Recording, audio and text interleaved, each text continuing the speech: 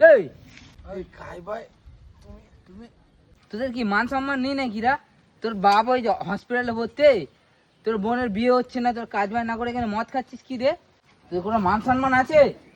যা ওসব ফেল, আর কসম খা আজকের থেকে যে সব খাবি না কোনোদিন। কসম খাচ্ছি আর এইসব করবো না, ভুল হয়ে গেছে আর করবো না। চল যা, সব যে যার বাড়ি যা। মদ খেয়ে যাচ্ছে হ্যাঁ।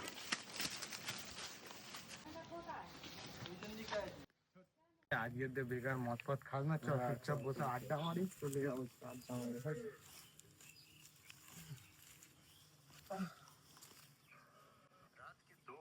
বসে বসে গেম খেলি, ভাল লাগছে না।